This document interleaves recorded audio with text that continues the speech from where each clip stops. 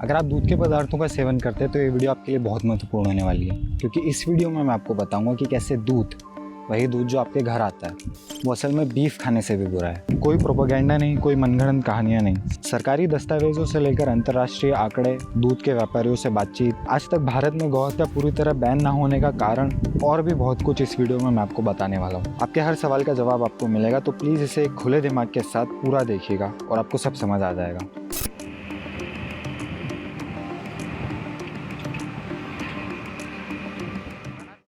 दूध के धंधे की शुरुआत होती है व्यापारियों द्वारा जानवरों को खरीदे जाने से। अपने को एक नई भैंस हो या फिर गाय कितने की आती है? भैंस कम से कम मान लो 50,000 से का कमाए। कितने साल की रहती है? कितने साल की? वो आती है जो तो 3 साल 4 साल। गाय आती है 5,000 से 10,000 तक। गाय सस्ती है इतनी? गाय सस्ती। उसके बाद उसे हर साल प्रेग्नेंट किया जाता है। अब बछड़ा हुआ है तो या तो वो नर होगा या मादा। भैंस को अगर भैंस हो गई बछड़ा तो वो आगे जाके दूध देने लग गई, पर अगर उसको नर बछड़ा पैदा हो गया उसका क्या करते हैं? वो बेच दिया जाता है ये कसाई को। क्या आप वीडियो एडिटिंग सीख के इस तरह की डॉक्यूमेंट्रीज बनाना चाहते हो? और क्या आप न्यू एज एआई, पर अगर उसको नर बछड़ा पैदा हो गया उसका क्या करते हैं? वो बेच दिया जाता है ये कसाई को। वो उसको हटाना पड़ता है। उसको किसको? उसको तो कसाई खाने। हाँ, वो तो हटाने पड़ता है। पड़ा इसका जो होता है ना, उसको हटाना पड़ता है। पड़वा व्यापारी लोग आते हैं, वो खरीद ले जाते हैं। ये कसाई लोग। हाँ, वो काटने वाले ले जाते हैं। अब उसके लिए क्या है कि अभी तो मान लो ऐसा समय चल रहा है कि अब तो हाँ वो खेती किसानी में यूज नहीं हो रहे, ट्रैक्टर वगैरह आ गए। नहीं, पहले तो मान लो खेती किसानी में यूज हो जाते थे। अब तो उनका बस एक ही ऑप्शन है कि बस कसाई के पास भेज दें। कितने में जाता है? बिक जाता है 15,000 भी। सेवा कर दो, मान लो 3 साल का हो गया तो 25,000 का है, 30,000 का है। बड़ा हो जाता है तो और ज़्यादा। साल खाण का जैसे भाई बंधे हैं जैसे तो 4-5 हज़ार की हैं। मतलब चूंकि नर बछड़े डेयरी उद्योग के किसी काम के नहीं, इसलिए उन्हें कसाई खाने कटने के लिए बेच दिया जाता है। इसी तरह वो भैंस कुछ साल तो बच्चे पैदा करेगी, लेकिन उसके बाद उसे बच्चे पैदा होना बंद हो जाएंगे। भैंस मतलब कब तक दूध देती रहती? 3 साल से शुरू करके कम से कम 5-6 देंगे, 6-7 देंगे तो बेच जाते हैं। मतलब 10-12 साल देती हाँ है। हाँ। और फिर भैंस जैसे बूढ़ी हो जाती है और वो बच्चे पैदा नहीं करती, तो उसके बाद भी वो 7-8 साल 10 साल तक जिंदा और रहती है क्या? हाँ, क्यों नहीं तो रहती? फिर उसमें उसको बेच देते होंगे। हाँ, बेच देते हैं। बूढ़ी हो जाती है जब वो बच्चे पैदा करना बंद कर हाँ, तो उसका भी वही ऑप्शन है। वही कसाई के पास दूध देना बंद कर। हाँ, तो वो ले जाते हैं। वही कसाई लोग। वो कितने में जाती है फिर? वो अभी बेची हमने, जैसे मान लिया कसाई की बेची है 25,000 की बेची। कब? अभी जाते मुझे 1 महीने हुए। वो चली जाती है 20,000 25,000 में चली जाती है। 50,000 की चीज़ है तो 25,000 में ले जाएंगे फिर। यानी दूध का धंधा काम कैसे करता है? सबसे पहले एक जानवर को खरीदा जाता है, उसके बाद उसे हर साल गर्भवती किया जाता है ताकि उसका दूध निकाल कर बेचा जा सके। इनमें पैदा होने वाले मादा बछड़ों को दूसरे दूध के व्यापारियों को बेच दिया जाता है और नर बछड़ों को कसाई को बेच दिया जाता है। कुछ सालों बाद जिस जानवर को खरीदा था उसे भी बूढ़ा होने पर आधे दाम में कसाई को बेच दिया जाता है। तो इसलिए यहाँ कहा जा रहा है कि दूध पीना बीफ खाने से भी ज़्यादा बुरा है, क्योंकि बीफ उद्योग का एकमात्र कारण दूध उद्योग है। भारत में जितना भी बीफ पैदा किया जा रहा है, जितना भी खाया जा रहा है, जहाँ पर भी बिक रहा है, वो सिर्फ और सिर्फ दूध उद्योग के कारण है। ये सारा मांस उन बूढ़ी गाय भैंसों और नर बछड़ों का है जो एक समय पर उनके मांस के लिए नहीं बल्कि उनके दूध के लिए पैदा किए गए थे। ये कहकर मैं बीफ खाने वालों का पक्ष नहीं ले रहा हूँ, मैं केवल इतना कह रहा हूँ कि आज की तारीख में बीफ खाने वालों को बीफ परोसने का काम दूध पीने वाले लोग ही कर रहे हैं। सरकारी डॉक्यूमेंट्स भी यही कहते हैं। भारत में कैटल को मुख्य रूप से दूध के लिए और सेकेंडरी यानी गौण रूप से मांस के लिए रखा जाता है। बूढ़े जानवरों और नर बछड़ों को मांस के लिए मार दिया जाता है। इसके अलावा भारत बीफ एक्सपोर्ट करने में पूरी दुनिया में चौथे नंबर पर है। इसे हम चौथे के बजाय दूसरे नंबर पर भी कह सकते हैं, क्योंकि दूसरे, तीसरे और चौथे नंबर के देशों का बीफ एक्सपोर्ट लगभग बराबर है। हम 14 लाख टन बीफ हर साल दूसरे देशों को एक्सपोर्ट करते हैं। इतना सारा बीफ गाय भैंसों को चुरा कर तो नहीं मिल सकता। जैसा हमने अभी डॉक्यूमेंट देखा, सरकारें जानती हैं कि दूध उद्योग में उपयोग किए जाने वाले जानवरों को बूढ़ा होने पर मांस के लिए बेच दिया जाता है, और इसलिए भारत से भैंस का मांस एक्सपोर्ट करना तो लीगल भी है। इससे साफ होता है कि हमारे देश में बीफ का उद्योग केवल और केवल दूध के उद्योग के कारण चल रहा है। तो ऐसा बिल्कुल नहीं है कि कुछ 1-2 बुरे लोग ही ये काम कर रहे हैं, सभी जगहों पर ऐसा हो रहा है। और ये पता लगाने के लिए आपको मेरी बात मानने की कोई ज़रूरत नहीं है। आपके आसपास या पहचान वाला कोई भी दूध का व्यापारी हो जिसके यहाँ पर गाय भैंसें होती हो, आप उससे केवल 3 सवाल पूछिए। पहला, वो कितने साल से ये काम कर रहा है? मान लीजिए 10 साल से कर रहा है। दूसरा, उन्होंने जब काम शुरू किया था तब उनके पास कितने जानवर थे? मान लीजिए 10 ही जानवर थे। तीसरा, आज उनके पास कितने जानवर हैं? गणित किया जाए तो उन 10 जानवरों को 10 बार प्रेग्नेंट करने से उनके पास 100 जानवर होना चाहिए थे। जिनमें 50 नर और 50 मादाएं होना चाहिए। हो सकता है उन्होंने मादा बछड़ों को दूसरे व्यापारियों को बेच दिया हो, पर फिर भी क्या उनके पास 50 नर बछड़े और 10 बूढ़ी भैंसें हैं?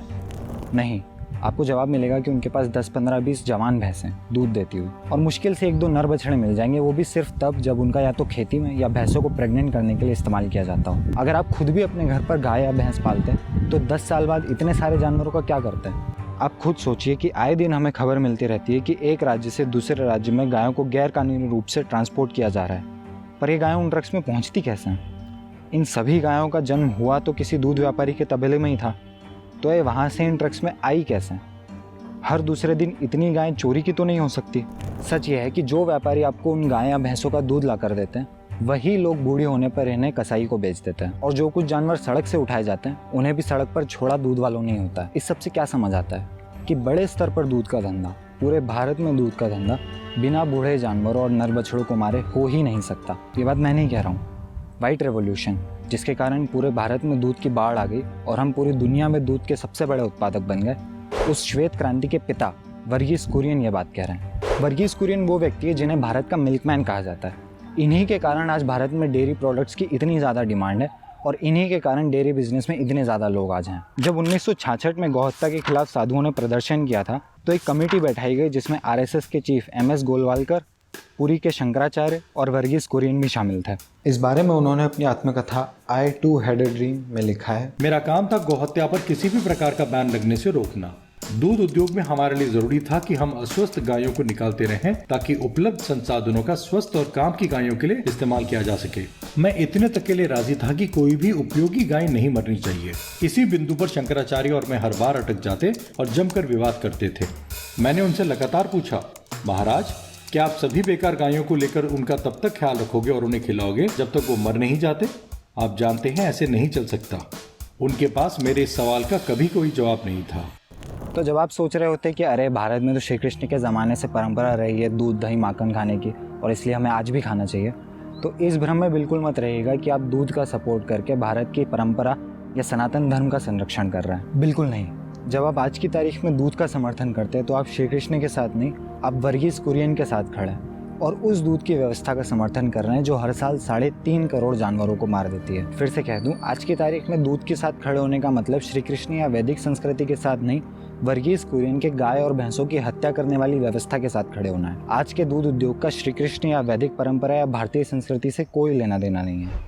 तो इस सब का सोल्यूशन क्या है? बीफ एक्सपोर्ट बैन करने से यहाँ कुछ नहीं होगा, क्योंकि अगर बीफ एक्सपोर्ट बैन हो भी गया तो भी डेयरी उद्योग से जो नर बछड़े और बूढ़ी गाय भैंसे निकल रहे हैं वो कहाँ जाएंगे? अभी हमने वर्गीस कुरियन का बयान देखा कि बीफ का धंधा अगर पूरी तरह से बंद हो गया तो दूध का धंधा भी बंद हो जाएगा, और अगर दूध के धंधे को चलाते रहना है तो बीफ के धंधे को चलाते रहना होगा। इसलिए इसका एकमात्र उपाय है कि दूध के सभी प्रोडक्ट्स का इस्तेमाल करना बंद कर दिया जाए।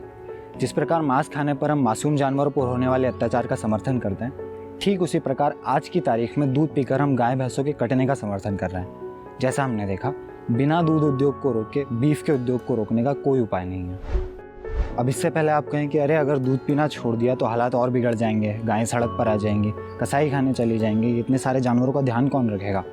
या आप ये अच्छे से समझ लीजिए कि हालात जितने बुरे से बुरे हो सकते हैं वो अभी ही हैं। रोज़ 1 लाख जानवर मारे जा रहे हैं जो एक समय पे दूध के लिए इस्तेमाल किए जाते थे। इससे बुरा और क्या हो सकता है? और ये सब कुछ हो रहा है केवल और केवल दूध उद्योग के कारण। तो आपके मन में जो भी आर्ग्यूमेंट आ रहा है कि हमारे दूध पीना छोड़ देने पर ऐसा होगा, उसे सही मान लेने से पहले आप खुद से ये सवाल पूछिए कि हमारे दूध पीते रहने पर क्या होगा।